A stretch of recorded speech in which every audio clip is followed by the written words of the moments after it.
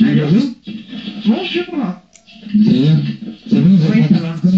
Non, mais il y a trop de circulation, donc je ne veux pas vous mettre en retard, je préfère me mettre sur le côté, là c'est des jeunes personnes, comme ça on pourra faire notre interview tranquillement, parce qu'aujourd'hui c'est vraiment catastrophique à la vie, je ne sais pas ce qui se passe, ils ont coupé toutes les rues parce qu'on a la visite du président Hollande, donc c'est juste impossible de circuler. Ah, ouais, d'accord. Voilà. Je vous demandais si c'était possible de faire une petite présentation de votre parcours. Oui, bah écoutez, votre moi parcours. moi vous avez rigolé, mais j'ai commencé ma carrière à OL Télé. Oui, Alors que j'ai grandi au Paris Saint-Germain et que j'ai vraiment eu la culture PSG puisque mon père était l'un des collaborateurs de Francis Borrelli. Je fais mes études aux États-Unis de journalisme et puis quand je suis rentrée en France, la première opportunité professionnelle dans le sport que j'ai eue, c'est à l'OL Télé. Donc je suis restée là-bas environ un an. C'était à l'époque où Bernard Lacombe était le coach de l'équipe et bon, évidemment toujours Jean-Michel Aulas aux commandes.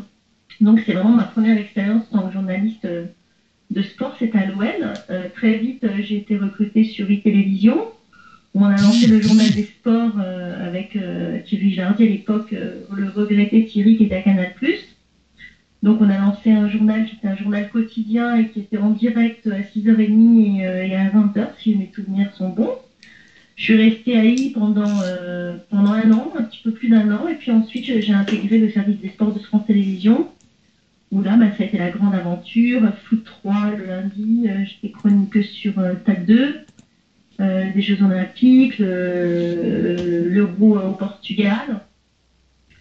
Et puis ensuite, si vous voulez, j'ai voulu changer un petit peu ma casquette. J'ai une opportunité professionnelle d'aller d'être directrice de communication à l'Union de football professionnel, c'est-à-dire l'UCPF.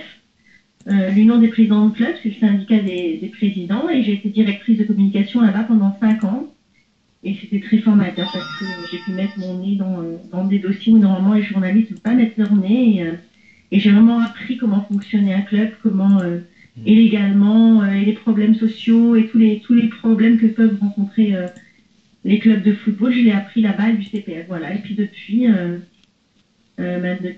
j'habite maintenant à Tel Aviv, où je ne pensais absolument pas refaire ni de la télévision ni du sport d'ailleurs. Je pensais, pour vous dire la vérité, écrire des bouquins et puis passer à une autre étape de ma vie. Mais vous voyez, ça m'a rattrapé. Ici, c'est le pays des miracles. Et je présente une émission encore de sport. Voilà. D'accord. Bah, c'est pas mal. Et comment vous voyez le Paris Saint-Germain de l'Israël?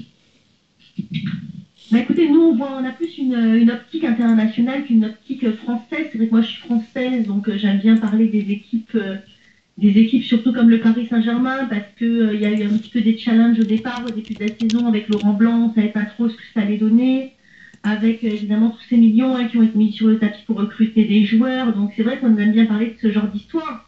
Bon, il se trouve que l'histoire du Paris Saint-Germain, jusqu'à présent, c'est une jolie histoire, donc on aime bien la raconter. Mais nous, c'est vrai que si vous voulez, on a quand même une vision qui est beaucoup plus internationale et bien souvent, je vais ouvrir mon émission avec plus la rencontre Ronaldo Zlatan qu'avec la rencontre de l'équipe de France, si vous voulez, parce que nous, on s'adresse on ne s'adresse pas qu'à la France, comme vous voyez.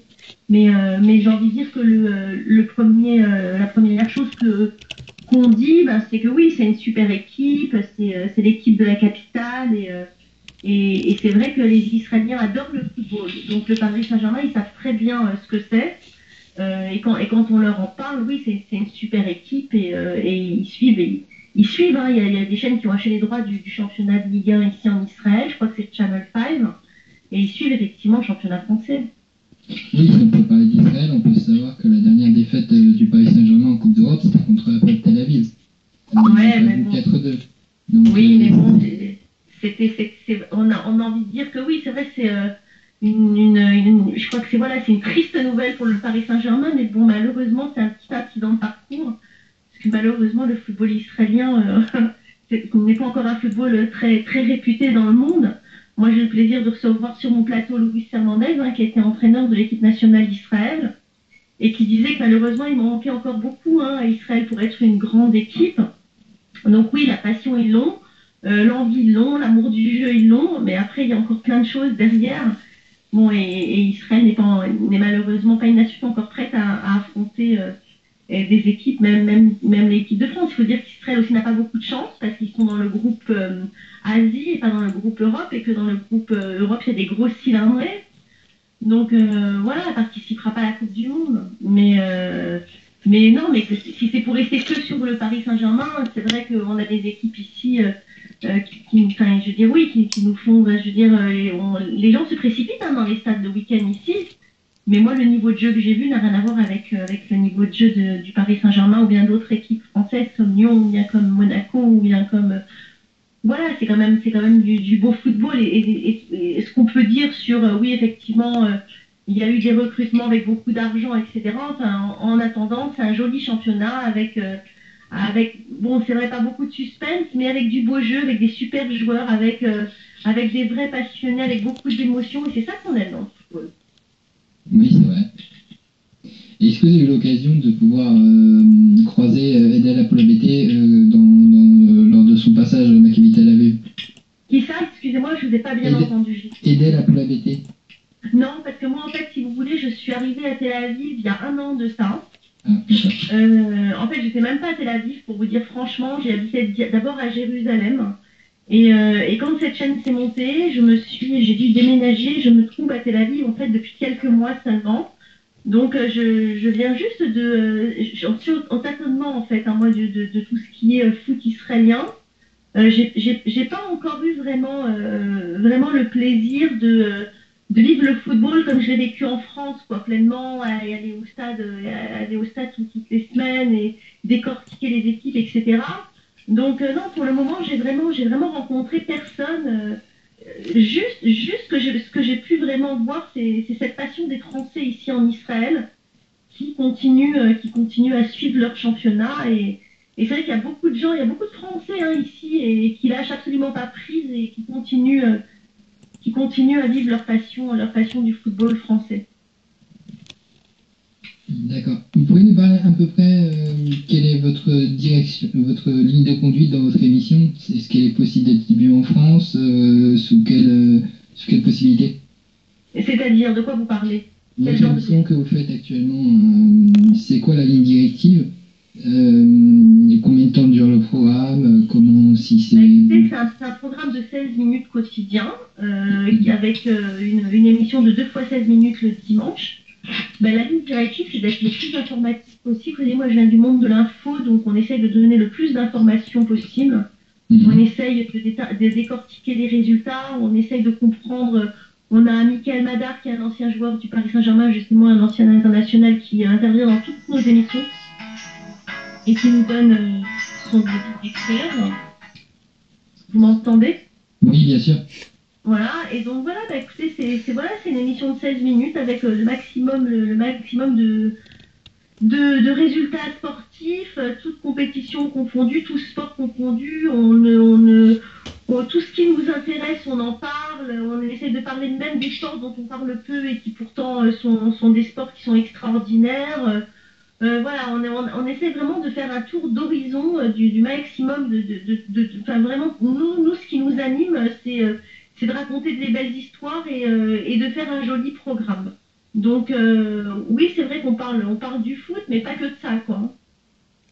Il est disponible sur Internet, c'est ça? Oui, i24news.tv. Vous pouvez tout voir en replay. Sinon, avec la France, on a 1 heure de décalage horaire. Donc mon programme est diffusé ici à 19h40 avant le journal, donc ça fait chez vous 18h40. Vous l'avez déjà vu? Non, j'ai pas eu l'occasion, c'est pour ça que je vous demandais. Ben voilà. Que justement, avoir la vie. Si, c'est vraiment une très belle émission. Elle est suivie en France aussi, par beaucoup de monde aussi. Ben, je crois qu'elle est très bien distribuée sur tous les câbles opérateurs français. Ouais, tout à fait. En Suisse aussi, puisque moi je vois par rapport aux téléspectateurs qui nous écrivent. Maintenant, c'est une nouvelle chaîne, vous savez, elle a que 3 mois, donc il faut que les choses s'installent. Et on est assez content du lancement de la chaîne. C'est pas évident de monter une chaîne. Ça, c'est une chaîne info en 3 langues en plus. Donc français, anglais, arabe. Mon programme, c'est exactement le même en français et en arabe. Je suis la rédactrice en chef des 3 programmes. Donc c'est super intéressant, mais c'est vrai que c'est très très lourd. Et effectivement, c'est une chaîne qui doit s'installer. Donc je sais, oui, effectivement, qu'en France, c'est une chaîne qui est bien suivie et qui est bien distribuée. tout à fait. dans les pays d'Afrique aussi, et puis en Tunisie et en Algérie aussi énormément. Tout à fait. À toi, Florian. Oui, bonsoir Valérie. Bonsoir. Donc, vous avez été chroniqueuse pour France Télévisions. Oui. Donc, à l'époque, bon, ben, c'était un peu on va dire la période noire du PSG. Oui. Donc, je voulais savoir, avec le recul, qu'est-ce qui est là,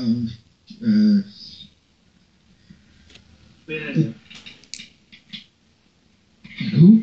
Oui, je vous entends. Déstresse un peu, Florian. non, mais ça a coupé. Oui, donc je disais, avec le recul, qui a manqué à cette équipe de vos Paris débuts? Saint-Germain? Oui, voilà. Écoutez, moi je me rappelle pas du tout quand j'étais à l'antenne à Stade 2, à quel classement du championnat était le Paris Saint-Germain. Mais je sais que malgré tout, ça a été une équipe qu'on a toujours suivie. Ça a été une équipe avec des aventures et des joueurs qui se sont succédés. Honnêtement, je me rappelle pas très bien de cette période noire. Nous, on a toujours traité le Paris Saint-Germain comme une grosse équipe. C'est vrai que cette année, c'est une équipe différente parce qu'il y a eu tous ces joueurs qui ont été achetés et que, bon, ils sont devenus champions de France en titre et que, bon, enfin, le Parc des Princes a vibré, quoi. Mais moi, quand j'étais à Stade 2, je me rappelle pas du tout avoir traité le Paris Saint-Germain comme une équipe avec une période sombre, hein. On sait exactement comment ça se passe dans le football. Il y a des années qui vont mieux que d'autres. En ce moment, Lyon, ça va très mal.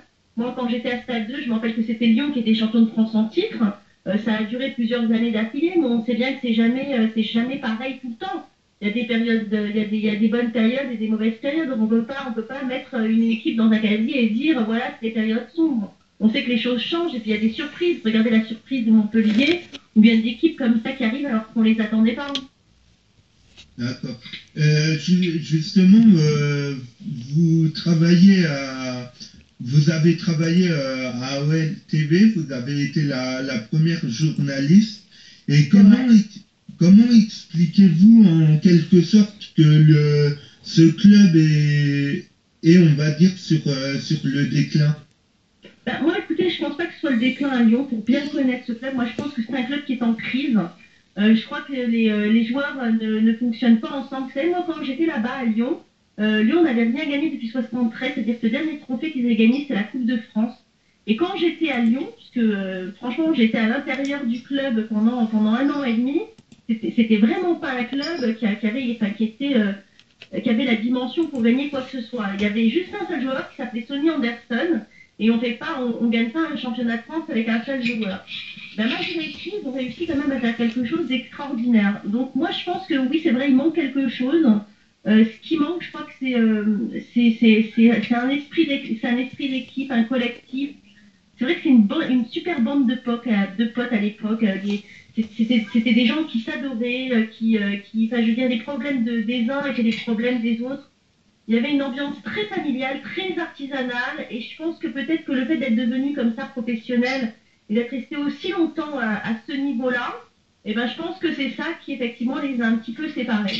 Les joueurs maintenant sont très jeunes, c'est un petit peu le même problème que l'équipe de France.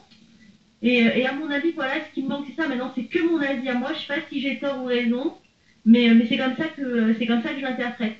C'est la crise et il va falloir en sortir parce que c'est vraiment dommage ce qui se passe. Hein. C'est pas un joueur comme Juninho qui peut manquer, parce qu'on se souvient que Juninho a sorti plusieurs fois Lyon de l'impasse. Peut-être, je sais pas. Vous savez, encore une fois, une équipe, c'est pas un seul joueur, mais c'est un collectif de 11. On peut pas demander. C'est comme là l'équipe de France qui perd contre l'Ukraine. Alors on a dit qu'on attendait trop Ribéry, mais Ribéry tout seul il peut rien faire. Vous comprenez bien. Donc moi je pense que le problème est bien plus grave que ça. C'est pas un seul joueur. Enfin, c'est vraiment. Il faut soigner le mal. Il faut soigner la plaie de manière plus efficace. Oui, c'est ce qui est la force de Paris aujourd'hui. C'est-à-dire que je crois que Paris s'est construit en plusieurs années, ça s'est pas fait comme ça. Moi, je peux vous dire que j'ai énormément confiance. Laurent Blanc, pour moi, c'est quelqu'un humainement qui a énormément de qualité, qui a déjà mené Bordeaux au championnat de France, qui n'a pas très bien réussi quand il était à la tête de l'équipe de France, et pour plein de raisons. Didier Deschamps ne réussit pas mieux, et franchement, le fait qu'il soit à la tête du Paris Saint-Germain, pour moi, c'est une très grande chance pour ce club. Voilà. Ah bah ça, c'est un beau message. Voilà. Et justement, quel est votre avis pour le match de demain? Vous pensez qu'ils sont capables de se transcender, vu que vous connaissez bien le milieu et certainement les joueurs, puisque vous les avez côtoyés pendant pas mal de temps?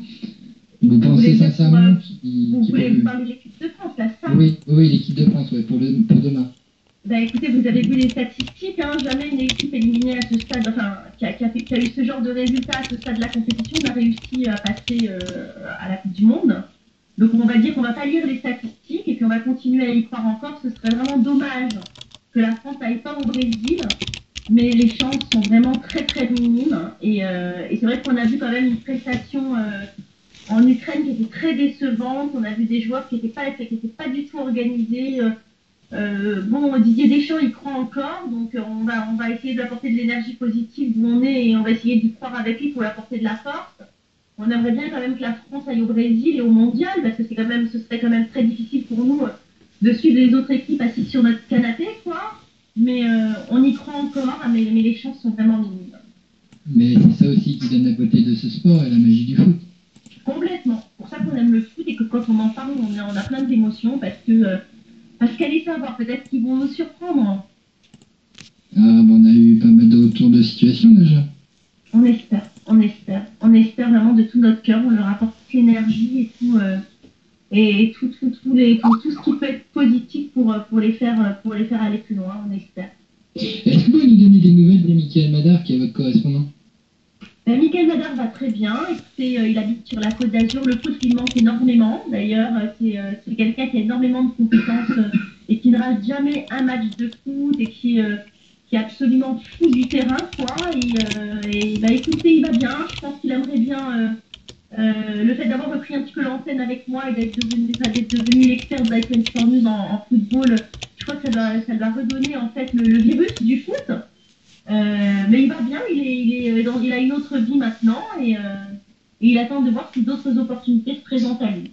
Quelqu'un qui a beaucoup de valeur aussi, Mickaël, hein, qui a passé des moments très très difficiles après le foot. Vous savez, c'est jamais évident de passer, de changer de vie. Hein. Le métier de joueur de foot, c'est très particulier. Et lui, écoutez, il s'en est sorti comme il a pu. En tout cas, il a gardé les mêmes qualités qu'il avait. Et c'est quelqu'un avec des vrais principes et qui n'oublie pas les fondamentaux, qui n'oublie pas les amis. C'est quelqu'un de très vrai et franchement qui mérite de faire plus de choses que ce qu'il fait. Écoutez, moi, vous avez gagné un auditeur de plus et ça serait un plaisir de le voir parler de notre équipe. Écoutez, avec plaisir. De toute façon, vous regardez les émissions et puis moi, je suis sûre que Mickaël, il se fera un plaisir de vous répondre. Franchement, vous verrez, hein, vous l'adorez, c'est quelqu'un de formidable. Ah, mais il a toujours été d'une bonne mentalité sous notre maillot, donc on n'a pas de mauvais souvenirs. Hein. Voilà. Et ça serait un grand plaisir justement, on se demandait, on aime bien des fois savoir ce que sont devenus les anciens joueurs. Il y en a qui sont un peu plus médiatiques. Lui, c'est vrai qu'on n'en a pas beaucoup parlé, à part une page dans le France Football il n'y a pas longtemps. Ouais, c'est quelqu'un de très discret, Mickaël, qui n'aime pas trop parler, et c'est dommage parce qu'il mérite à être connu. Puis moi, je pense que de toute façon, c'est pas fini pour lui le football et qu'il y aura quelque chose va se présenter. On l'accapare beaucoup quand même, hein, puisque une émission, ça se prépare, donc on est avec lui au téléphone souvent et c'est un grand bonheur qu'il fasse partie de notre équipe parce que c'est quelqu'un qui a énormément de compétences, énormément de connaissances et qui a bien mûri, quoi. C'est un joueur de foot qui a bien évolué.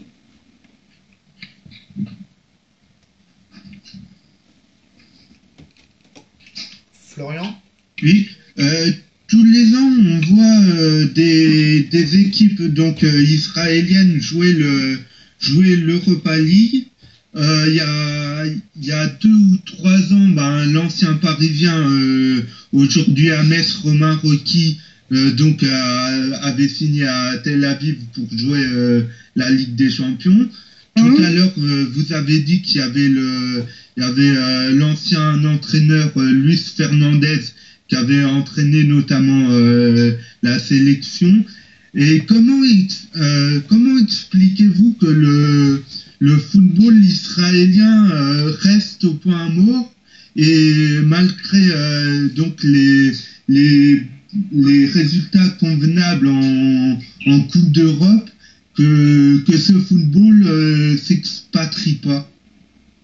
Bah écoutez, moi je vous répète ce qu'a dit Luis Fernandez, je vous l'ai dit tout à l'heure, il trouve que c'est un football qui n'est pas encore mûr pour arriver à ce genre de compétition, qui a encore beaucoup de manque de professionnalisme. Moi je reprends les paroles de Luis, il a quand même eu une très très bonne expérience ici en Israël parce que d'abord il revient hyper régulièrement parce que c'est un pays magnifique qu'il a adoré. Mais si vous voulez, ils sont pas au point, quoi. Donc oui, c'est vrai, des très bons résultats en Coupe d'Europe, pas encore suffisants. Et puis le fait d'être dans ce groupe Europe, donc où il faut affronter des très grosses cylindrées, si Israël était dans le groupe Asie, ça irait beaucoup mieux. Ils ont fait un bon résultat contre le Portugal dernièrement. Oui, mais bon, c'est toujours des résultats isolés, vous voyez. On n'est pas encore dans... Moi, je pense qu'on juge une équipe sur la longévité. Donc là, pour l'instant, on est encore dans des choses qui sont, des faits isolés. Il faut continuer à attendre. Et puis, comme je vous l'ai dit, ça se construit les choses. C'est comme tout dans la vie.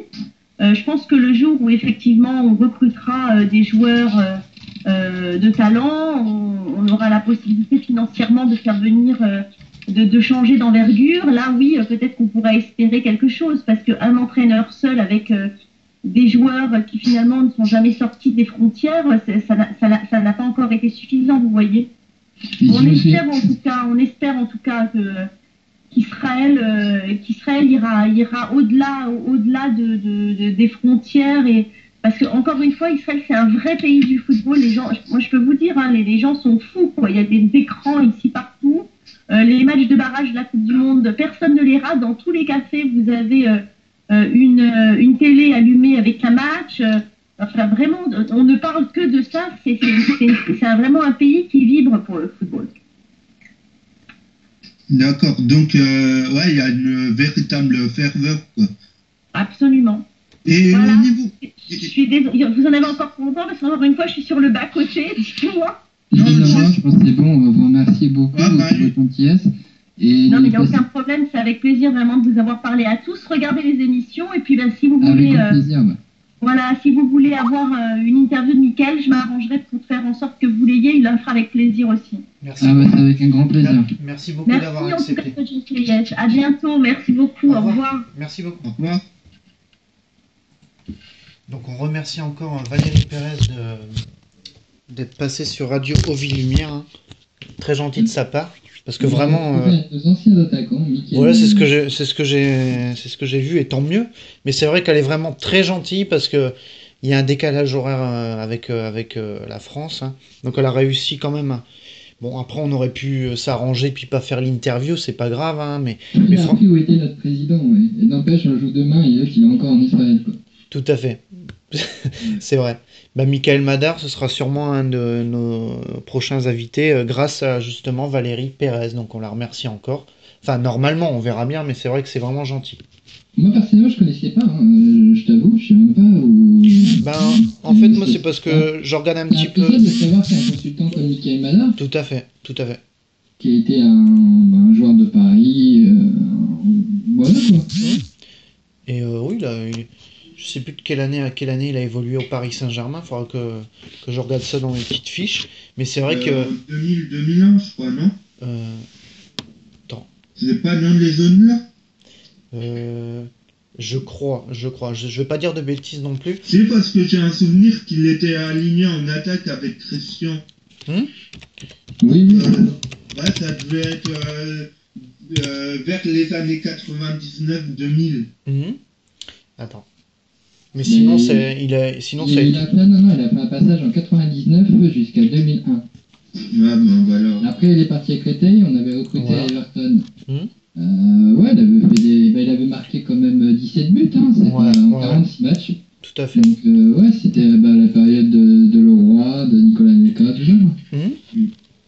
Ouais, il avait marqué 17 buts et puis réalisé 46 matchs quand même. C'est vrai que de janvier 99 à C'est 2001. Hernandez qui l'avait recruté pour 6 mois. Tout à fait.